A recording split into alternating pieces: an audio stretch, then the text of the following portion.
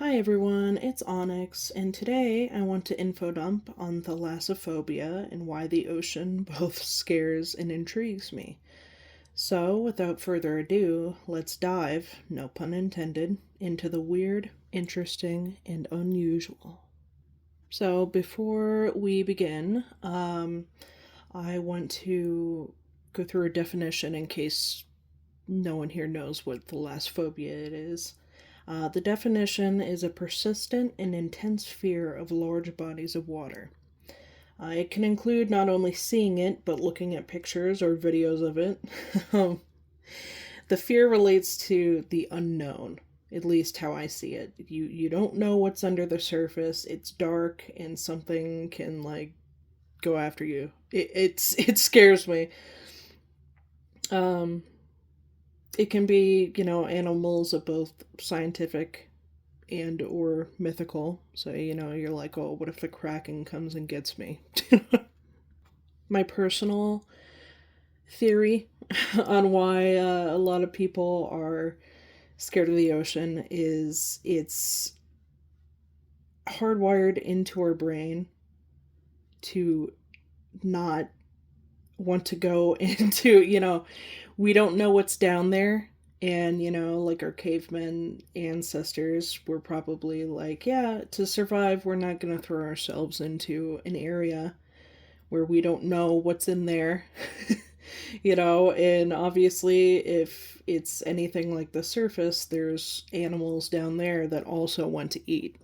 So it's kind of like a survival thing. But yeah, that's my take on it.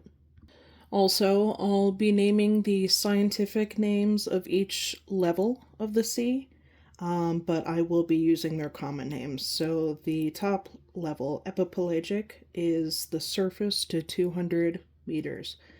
Then we have the mesopelagic, which is 200 meters to 1,000 meters. Bathypelagic is 1,000 meters to 4,000 meters.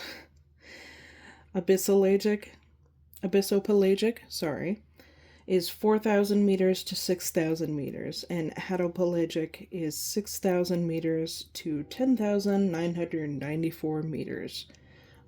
It varies a little bit, mainly because the deepest part of our ocean is in the trenches, the last part, and usually what we think is the Mariana Trench. That is the deepest part of the ocean, and depending on what you're looking at, because it does vary in depth, especially the more that's kind of like that we discover even. It's scary. It freaks me out. I don't like it. The common names are the sunlit zone, the twilight zone, the midnight zone, the abyss zone, and the trenches. Yeah. To kind of go into some what happens in each ocean zone. It so the sunlight zone has the photosynthesis that can still happen, so that's where a lot of our vegetation and a lot of animals, coral reefs, stuff like that. The twilight zone, light still shines through, but it's very sparse. So it's, animals are still there. It's mainly with like whales and sharks and stuff. And then the midnight zone is dark and the water pressure is high with less oxygen. And that is absolutely terrifying. The pressure getting up is already terrifying because if you're not in a submarine, I don't know if anyone here listening to this knows about World War II and a lot of the, I would say scientific, if it wasn't so horrible. It was not ethical, not moral, in any sense of the word. But during World War II, the Japanese did a lot of testing on Chinese immigrants, and they put them. One of the tests, quote unquote, that they put them through is they had a pressure chamber, and they would heighten the pressure until their eyeballs pop out or their heads explode. It is absolutely terrifying. Maybe it's because I already know about like what heightened pressure does that freaks me out about the ocean. Um, yeah, it's terrifying.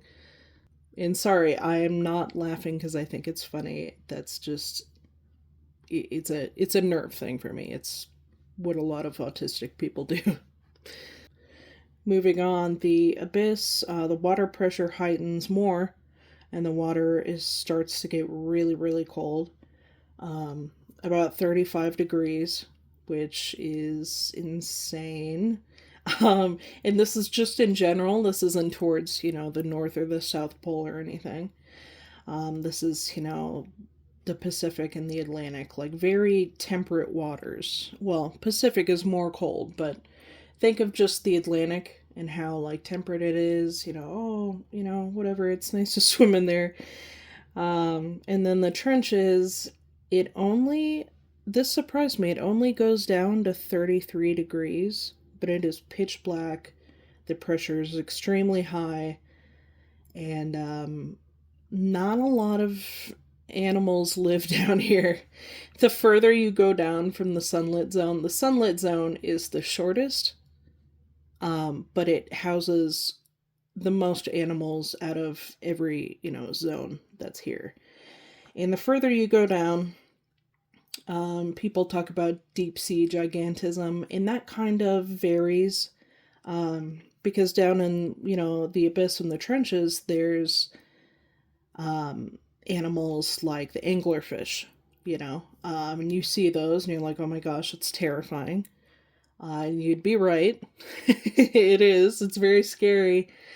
But if you look at the size of an anglerfish, it is disappointing almost. You see when you're really scared, but then you look, someone has it in their hand.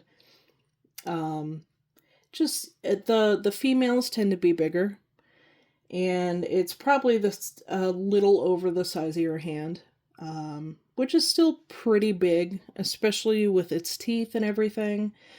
But that's also something you see going darker and darker is the animals there rely on bioluminescence. They're either blind or have extremely, extremely sensitive eyes, like the barrel eye fish. I encourage you to look up these animals in whatever I talk about in this episode, because they are something. You can only see why I'm scared of the ocean by seeing these animals. The barrel eye fish isn't, terrifying. It's mainly in the area it lives, again, the deep ocean, either the midnight abyss or trenches.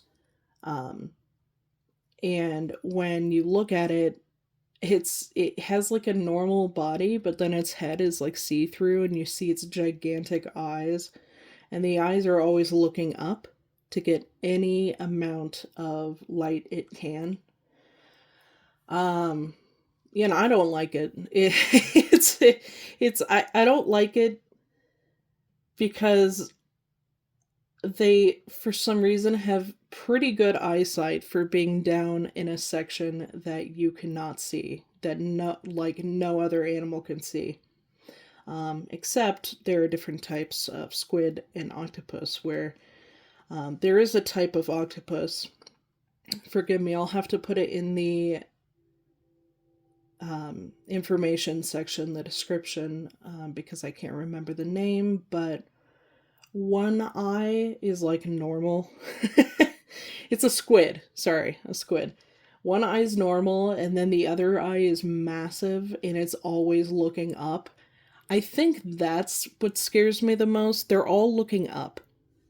I I can't explain why it freaks me out so much. It's like, even though they are nowhere, like, both because the pressure change, it um, will kill them as much as us going down there, it will kill us. That's why you see, the blobfish. Everyone thinks it looks like really gross and sad and weird.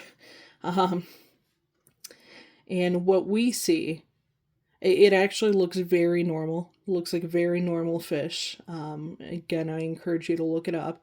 Very normal fish, but when it goes out of its pressure zone, it becomes bloated, dies immediately.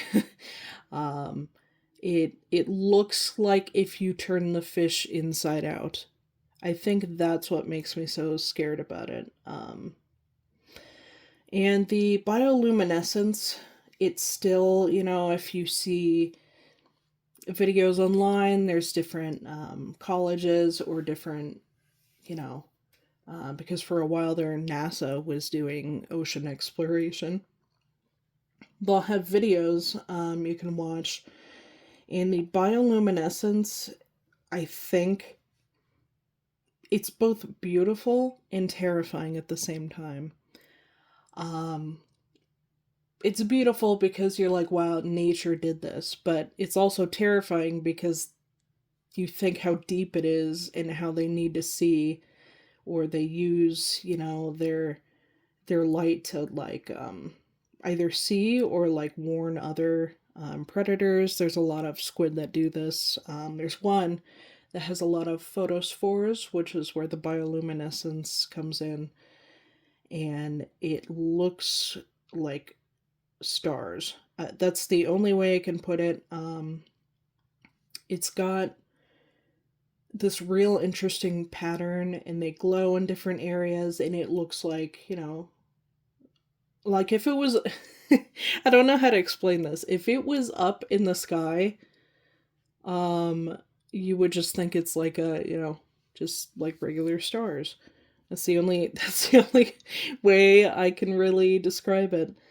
Um yeah, a lot of the animals like in the sunlit zone, even the sunlit zone, the biggest shark we have outside of the whale shark and the or the basking shark, sorry, is the great white shark. That's in the sunlit zone still, and those things are massive. I'm telling you guys to look this up, but if you have thalassophobia, you most likely already know this, and I do not want you to be scared, so don't look it up. Again, this isn't, I say I have thalassophobia. That's an actual condition that you need to be diagnosed with, but for lack of a better term, I'm using thalassophobia because I don't want to be in the ocean. I'm terrified even being a little bit, because I'm in the middle of the US. It takes us like about 20 hours in any direction to get to the ocean, um, or any large body of water. That's not man made, anyways, because we have Lake Manawa. But still, um, I feel like maybe I was set up to just automatically be scared of the ocean because when I saw it for the first time, it was beautiful. I loved it. I love the sound. But when I was in there, I was like, I'm gonna get stung by jellyfish. A shark's gonna come up and bite me, even though I knew the stats. You have, you hear this a lot, and it's true. You are more likely to be attacked and killed by a cow than you are a shark. Um, Even though they are scary. I mean, so is the anglerfish. There's a lot of fish, a lot of mammals, even in the ocean, that have sharp teeth. But they use those for hunting. They use them for protection too, but they are so far out there, it's pretty rare to be attacked by a shark. You also see a lot of sea stars, although sea stars can also be seen at close to the bottom. I believe the abyss or the trenches. Um, They can just be there. I don't like it. I don't like that there's an animal that can be. I mean, obviously they're different, species of sea stars, but it still freaks me out. A lot of them you can see them, especially if you watch, like Planet Earth and stuff like that. They had a separate series about only only about the ocean. I do not recommend it. I believe it's called Blue Planet. It's again voiced by David Attenborough, um, which is probably the only comforting thing about that. Like I knew I was terrified, and I was like, "Yeah, let's watch this." And yeah, it wasn't. I don't like it. There's there's also sea turtles. Sea turtles live in the sunlit zone. um, Especially the loggerhead sea turtles. Those things are massive. They have more um, because they live in the deeper parts of the sunlit zone. They have more like of a paddle, like arms and legs. Um, than the other sea turtles, who also, I mean, they go in pretty deep parts, but the loggerhead is pretty well known for that. There's also spotted porcupine fish, or as everyone knows, the blowfish. They expand, they blow up, um, they get really, it's a defense mechanism. um, and that's at the level, even in the sunlit zone, you're like, okay, it's starting to get weird. It's starting to get real weird. You go further down the twilight zone. This is the one I don't like. Because it's in twilight, but it can also go in almost any other level except for the sunlit zone, is a sperm whale. You always see the whales, the sperm whales, like fighting. There's different art. There's also, I believe there are a couple pictures and stuff of sperm whales, and maybe not in the fight currently, but you can see scars between, the giant squid and a sperm whale. They'll leave like these long gashes. A giant squid will have, like a missing appendage or whatever. They are not to be messed around with. Everyone thinks tentacles, oh, they just kind of, grip on, and they do. But sometimes the pressure can be a lot and very painful. They also have, on some of their long tentacles, they have parts specifically made to leave like gashes. It has like little divots in it and stuff like that. It also, I feel like a lot of people know this, but just in case, octopi and squid both have beaks, which is just so weird to think of a sea animal with that. They have a beak. That's how they eat. They use their long appendages to draw in food, and they crunch it with their beak. A very strong bite. I would not recommend.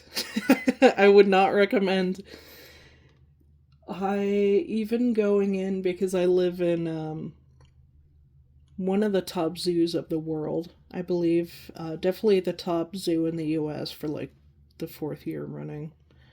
Humble brag. The aquarium part, I love it, but I also hate it because we get into the dark zone, just past the shark tunnel, and there's a lot of, they have, you know,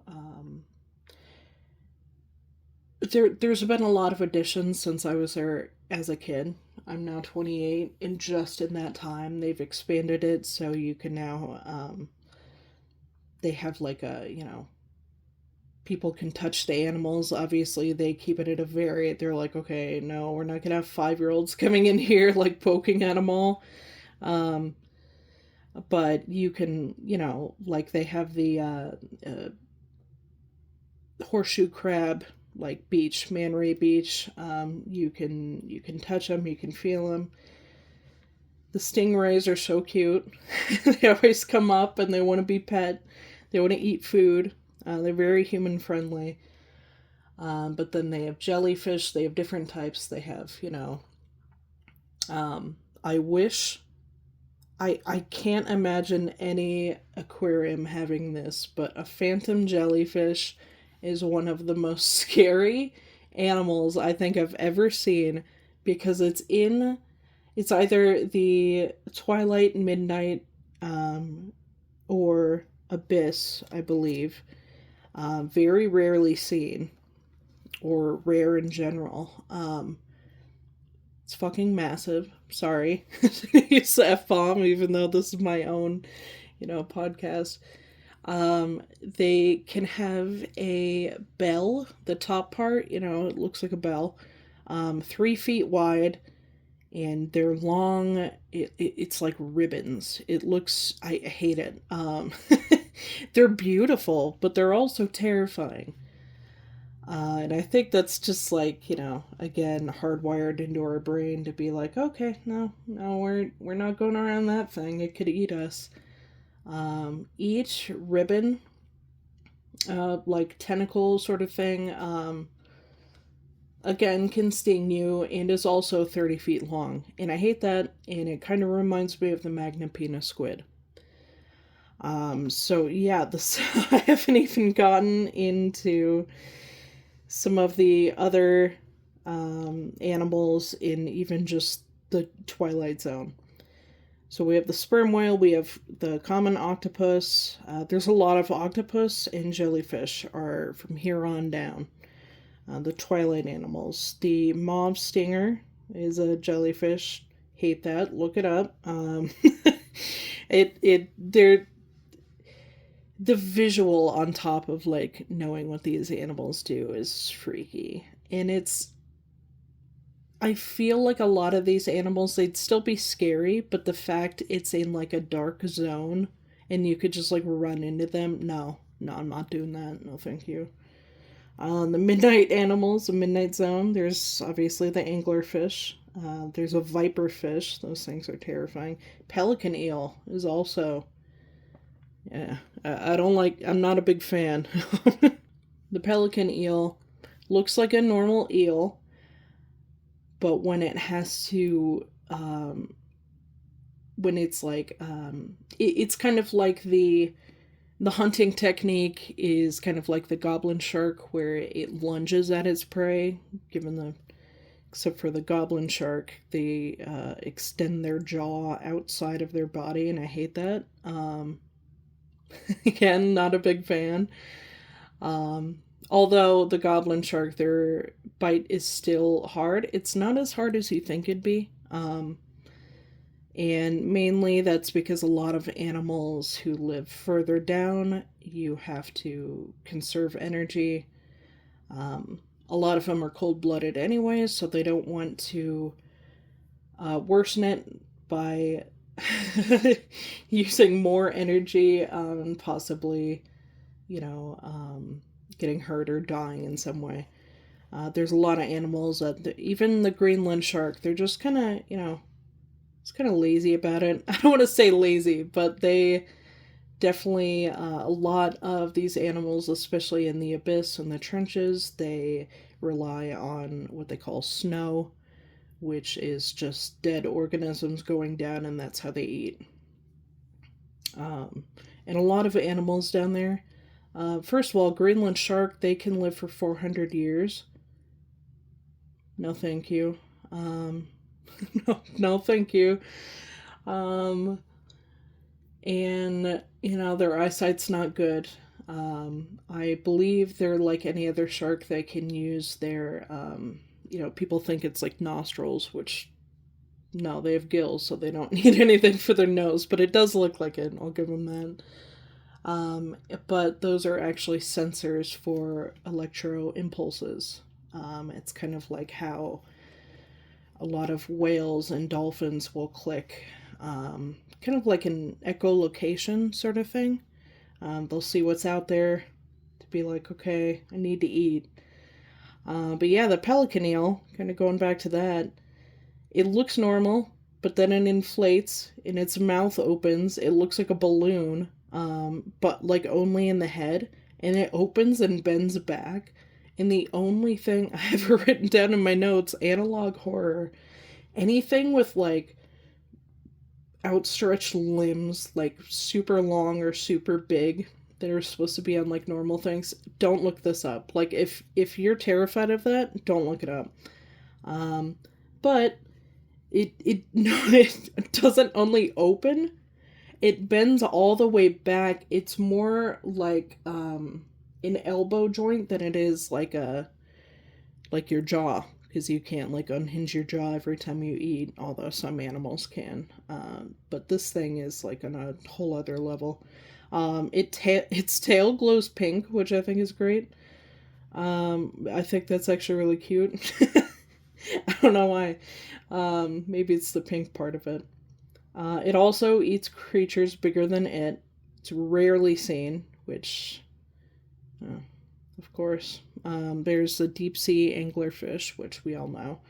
But just in case, it has, just looks, I don't want to say it looks grumpy. It's just a fish, you know, it can't emote, but it's got these like razor sharp teeth. It's got its little lantern, its bioluminescence appendage, for lack of a better term, to lure in food. So they hang it overhead or sometimes down in front of their face, so the animals come near and they just eat it. The women are bigger, which, like, hell yeah. The women are bigger. They're the ones you see most of the time, but the males are much smaller. They're actually kind of cute. They bite onto the females and they just morph in, and they just live like they're just a part of her, and that's how they mate. I don't like it, but it's also very interesting. Again, we have the phantom jellyfish, all 3 feet wide and 30 feet long. No, thank you. We also have the giant isopod. These things, like, I feel bad because I know all of these are just animals. But this is like a roly poly, but like big. They're not massive, but they're a lot bigger than I'd want to see a roly poly as. There's so many different species, but for the general sense, they're 2.5 feet long. It can go years without eating. I think the one we've seen that, like the longest one of these has gone without eating that we've seen, anyways, was about 5 years. And then we have silly ones. We have the sarcastic fringe head, which is like, wow, what a name. It's 1 foot long, very aggressive. They have this mouth full of sharp teeth, but if you get bit, don't worry. It might draw just a little bit of blood. They are aggressive, and if you swim anywhere near their area in different reefs, they will lunge at you, but it won't. It's more like a jump scare than it does actually hurt you. I mean, obviously it does hurt, but it's nothing like, even a goblin shark. So yeah, not a big fan. It's 1 foot long. Never mind, I am a big fan, because listen to this. It's 1 foot long. It has a wide mouth that it looks normal, and then when it opens its mouth, you're like, oh, okay, all right, that's where it comes from. It has a very wide mouth. It opens from the side of their body. Again, look it up if you'd like. It's like an oval, and I don't like how wide the mouth is, because they have the jaw, like where all the teeth are and everything, but then past that, it's like so much longer. And they open it, and it can be used, it's mainly for like, to either, ward off other sarcastic fringe heads. Um, or it can use it, just as like, oh, I'm waiting, kind of like a like cocking a gun, I guess. Um, and so what they're aggressive. And the males, how they do territorial disputes is they will literally kiss each other, and I think that's really cute. Um, they'll they'll press their gaping mouths together, and I hate that I had to write it like that, but that's literally what it is. And whoever backs away first is the loser, and then the winner just gets to sit in their new castle. I hate. There's just like what kind of evolution went through where they're like, yeah, let's kiss each other to death. That's amazing. Honestly, it's great. There's also the cookie cutter shark. Hate that. I love it. It's interesting, but I also hate it. But I think that's strictly just, again, my fear of the ocean. Um, they're pretty tiny. They will, compared to other sharks, anyways, they'll grab on even to other sharks. Sharks aren't like loyal to each species. They don't care.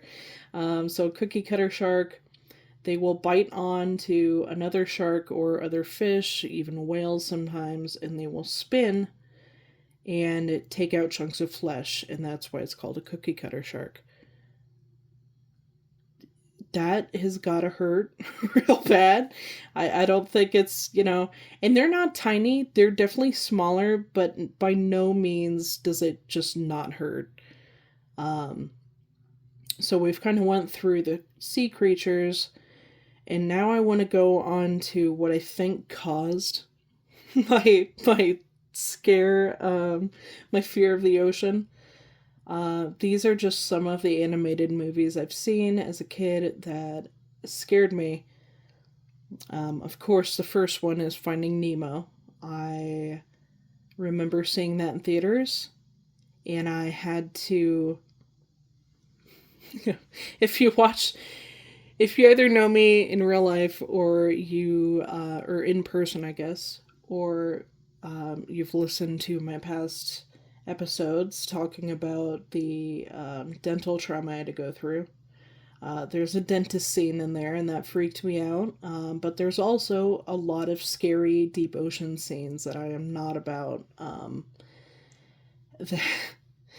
The, there's the barracuda scene. First of all, I hate that. Um, I cried and had to cover my eyes, and I think I went out to the bathroom when we were in the theater. I I was so scared I didn't want to go back in. The barracuda scene is definitely, I don't like that because it's like, I don't want to say it's night because it's not even close to night. I think the reason I associated it is because it's dark where the barracuda is, but where everyone else is, all the other fish, they're all in. So I was like, I don't know why. I was a kid and I was like, oh, they're all asleep. But no, they're hiding. Um, yeah, I don't like that. I don't like that you can see it like shows the barracuda, the face, in just looking head on. I'd be scared. But then it moves to the side profile, hate it even more. Um, the drop off, that's another one I don't like. I'm not a big fan of that. There's also that whale scene. Oh my. When Dory was trying to speak to him and they were in like that big, vast, dark ocean, oh, it scared me so bad. I don't even know, like, I can only give you some theories I have on why it freaks me out. There's nothing I can really pinpoint that freaks me out about it. The way I see it, I guess, is when it's like that deep, vast, you know, ocean. It's getting a little darker. It's the Twilight Zone still, I guess. And you look down and you can see some animals, or you can see a whale.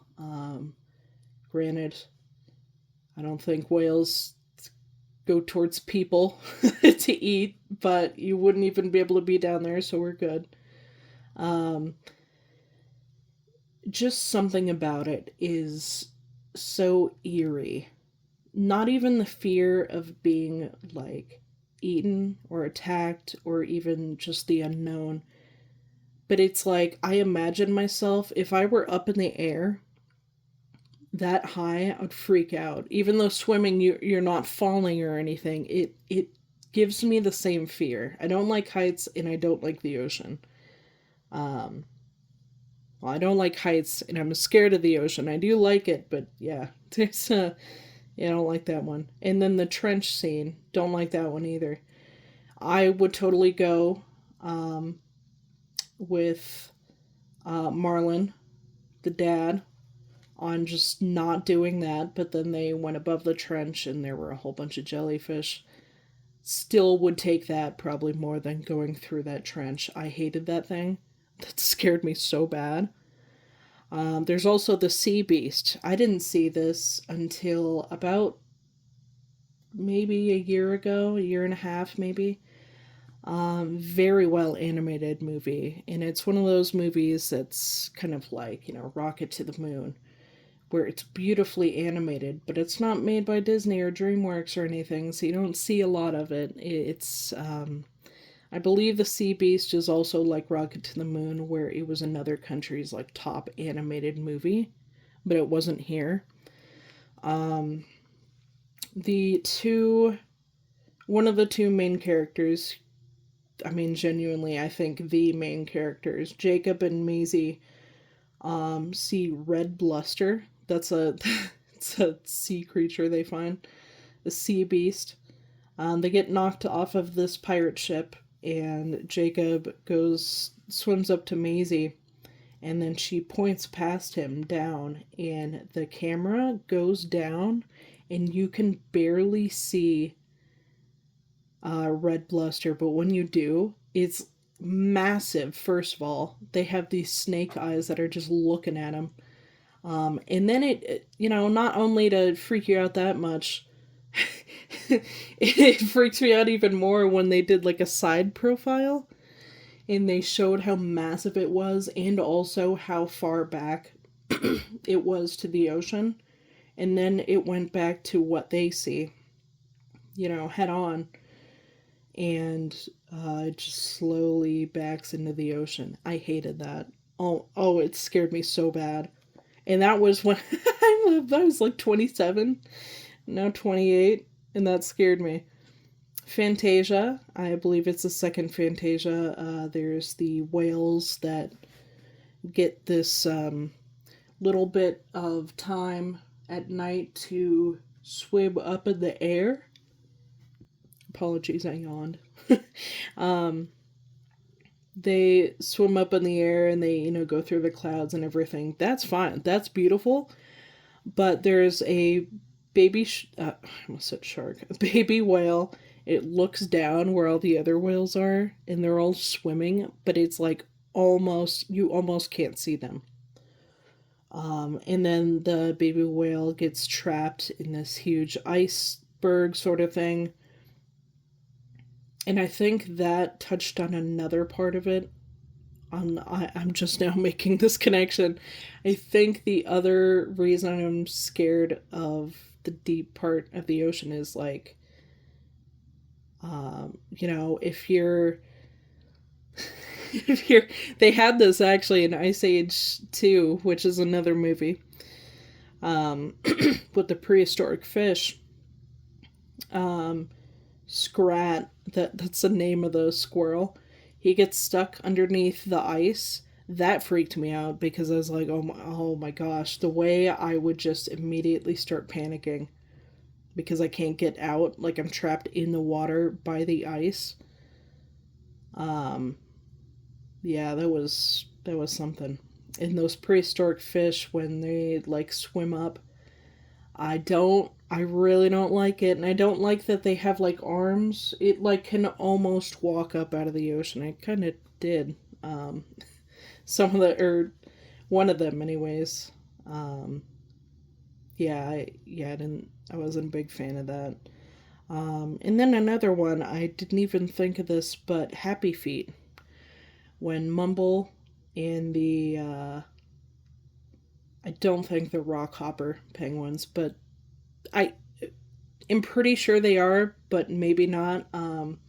They go down, the one, one voiced by Robin Williams. They like sled down this hill and they go into this huge open water when an avalanche is chasing them, and Mumble has to dive out of the way to not get hit by like multiple things. And one of them is an excavator, and you see it like fall down into the deep dark ocean, and I hated that. So yeah, the kind of a short episode, but yeah, this is yeah. Yeah, I'm not a big fan. Um, yeah, I kind of have to cut it short because about like 5 minutes in, I was like, all right, I'm hyperventilating. Not really, but yeah, I hope you guys enjoy this episode, and I will see you later. Bye.